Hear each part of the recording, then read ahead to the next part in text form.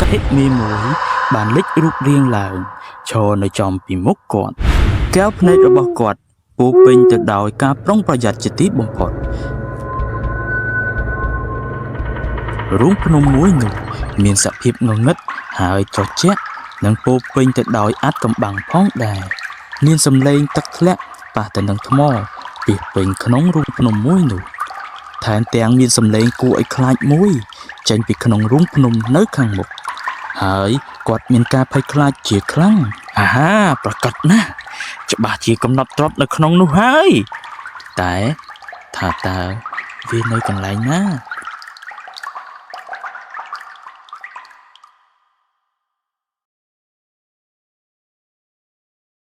กอดบานเชียนเชิงđá tới khang mụcปีมวยจุ่มเหียนtới môiจุ่มเหียนร้อยจุ่มเหียนอีกมวยหนึ่งมวยการรำพังตึกระบอกกอดการแต่เมียนครั้งหลังnơi khang chốngในรุงพนมกอดบานเคยหับดอระโล้งมวยเบ็ดดงระบอกกอดจับดามโลดดุกดะตีบอมพอดขยมบานรักเคยกำนับตรอบดอมหาซาแต่ให้ไอ้เหลือขยมนังบากหับมวยนี่เนเป้ได้ก้อยพี่เจียมบากหับหนูเมียนโซ่สำเลงใส่ดอกกูอ้อยคลาดเป็นปีขนมฮับมวยหนูวัดบานตลอดทอยกล่าวพลิบหายในระบบวัดบากทมโดยกาให้ขลาดอะไรตักดอมมาให้มีหมวยบานเล็กรูปเรียงหลางโชว์ในจอมปีมกก่อนในระบบเวียบรรจัยเป็นลือโดยระเงือกเพลิงกับปงแต่ชาบแช่อันจังหายเวียบันการดำบองอย่างทมมวยได้ปูเป็นจะดอยบอลลาสุยเนี่ยมันอาจเยอะตัวสมบัตินี้บานเราเงี้ยนู่นดิบานเนี่ยจงบานกำนบตรอบแต่งอ่อนนี่เนี่ยตรึยกระบบใบยางมักอ่อยยืนระบบตีมวยจีสัตระบบสัตกระดันระบบตีปีเขียมระบบเปรมหักสัตวิกรมนังระบบตีใบคือเจียปันตึกระบบตาอิสัยได้ถูกดงในเลือกำปูพนมเบ็ดดงระบบก้อยยอบหย่อกอดบานไซซัวเตออะไรตึกอย่างย่อคลุนถาแต่ขยมนังยกระบบแตงใบยางนู้โดยวิธีนาขยมอาจเพื่อเปื้อกระแต่เลือดดัดบานอย่างโดยมาเด็ดบ่ขยมพี่เยี่ยมสำหรับตรงแปรอ่องนึงจับขยมดันขนมกุกคงแข็งหายการลุยปั้นตึกระบบตาอิสัยคือเชี่ยเปื้อบาปครั้งนะนู้คือเชี่ยปัญหาระบบไอเมียนเปี้ยตรมตายใบไงปนโนดำใบยกระบบแตงใบยางนู้มักเอายืนบ่มันตอนเปเวเลียนุตีตรบสมบัติแตงอ่อนนี่หนึ่งบัดบองปลายคลายดิเชียอาซาบองเต้ขยมจังบ้านกำนับตรบแตงอ่อนนี่ครั้งนะบ่ตัวใบเชียขยมบัดบองชีวิตก็ได้ขยมนังทั่วตามและคันแตงใบยางระบบโลกสมโลกอะไรตึกถ่ายและซากำนับตรบแตงอ่อนนี่จมนกขยมพองขยมจังตือดำใบทั่วตามและคันระบบโลกมาจ้าไอ้เลยนี่ก้อยบันดาจะจังบิขนมรุ่งพนมมวยหนูเรียบโดยเชียมนุษย์ได้กำปงบัดบองสมาร์ทได้เองจัง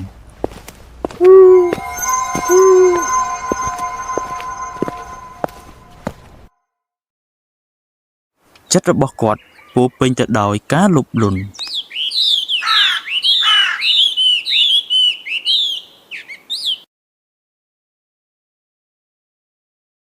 ไอ้เหลือแต่ขยมนังรกระบบแต่งใบยางนู้เนยตีหน้านังดอยวิธีหน้าเวียปราเปยูนะดำใบรกบานระบบแต่งนู้ปันตายอะไรตักนู้ออยเปลยืงเติมตายใบทั้งไงปันนู้แต่ตัวขนมวิธีหน้าก็ได้ขยมนังยกเวียอ้อยบ้านบ่ามันโดยชนเตขยมนังมันเมียไปแก้วกองแต่งออกนู้เต้ยืงเตยตายยกเวียอ้อยตอนแต่บ้านบรรทบหมกก้อยก็ล้างดามเชือในchất nụ hãy có ban bóng bạc mệt đỏ thóm mùi bรรทบหมกกอดก็บ้านชอบมือข้างกล่าวหายบ้านทั่วเชี่ยลมเป็นดอกมดสุดมวยหายกอดบ้านดิย้ายถ่าต่อจับประดามตื้อไอ้เหลือขยมหนึ่งอาจบันสัตว์กระดานหายเปอร์เซ็นต์บางขยมบันตรมตรือกระดันหนึ่งสลับเจาะจีมันคาน កយបានដកដង្ហើមធំហើយក៏បានចាប់ផ្ដើមដើរចូលទៅក្នុងព្រៃដ៏ស្ងាត់ដើម្បីរកសត្វក្តាន់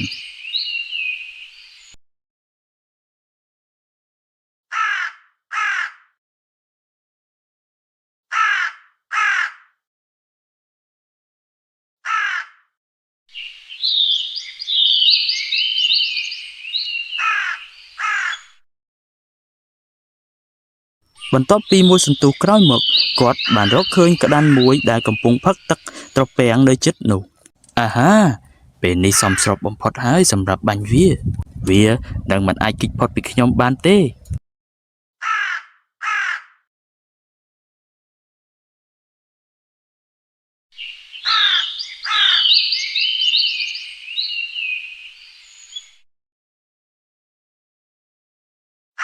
ឲ្យខ្ញុំសូមអភ័យទោសផងណាសត្វក្តាន់យើងមិនបានធ្វើបែបនេះដើម្បីខ្លួនឯងទេយើងគ្រាន់តែ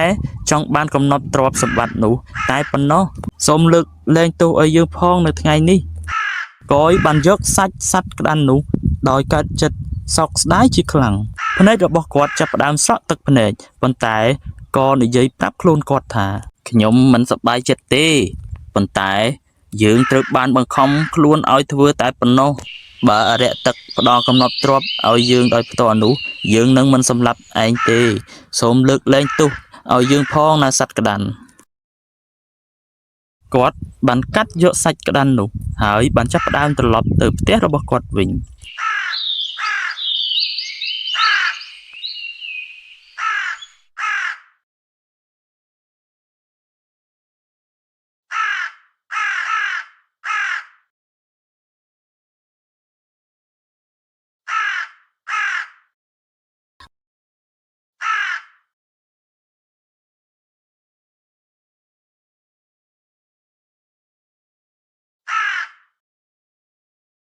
យើងជោគជ័យមួយជំហានហើយអ្នកអើយ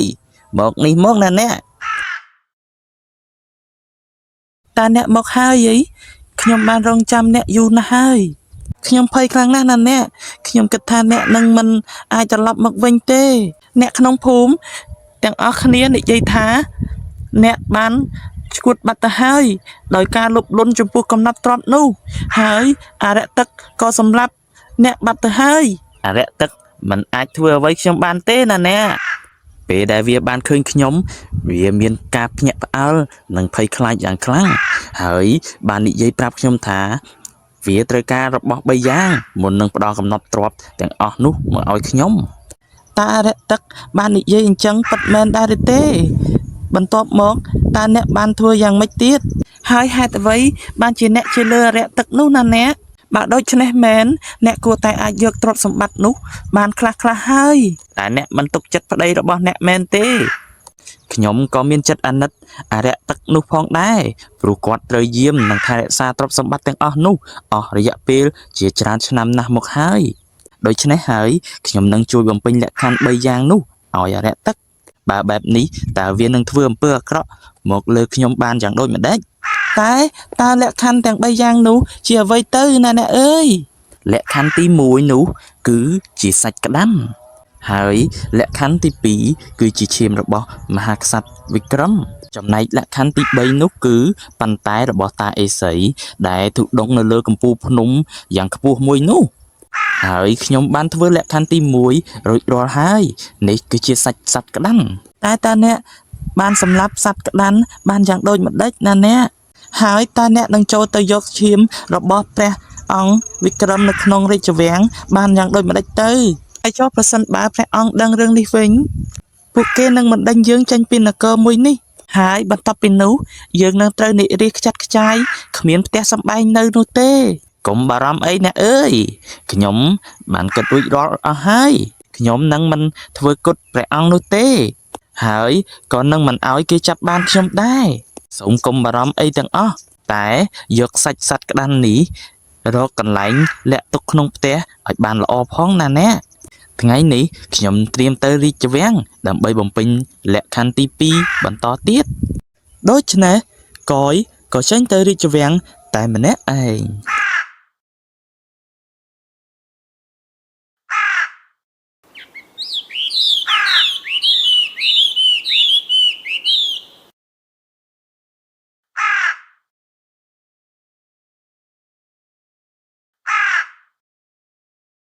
នៅច្រកទ្វាររាជវាំងមានអ្នកយាមយ៉ាងតឹងរឹងកយប្រើការបោកបញ្ឆោតថាជាជំនួយការជិតស្និទ្ធរបស់ព្រះអង្គហើយគាត់បានចូលទៅក្នុងរាជវាំងនោះបានដោយជោគជ័យគាត់បានគិតនៅក្នុងចិត្តថាឥឡូវនេះខ្ញុំបានចូលមកក្នុងរាជវាំងបានហើយខ្ញុំត្រូវសង្កេតមើលទម្លាប់ប្រចាំថ្ងៃរបស់ព្រះអង្គវិក្រមព្រឹកថ្ងៃល្ងាចហើយនិងយប់កយបានធ្វើតាមគំរូនោះដោយសង្កេតមើលព្រះអង្គវិក្រមគ្រប់ពេលពីព្រឹកដល់យប់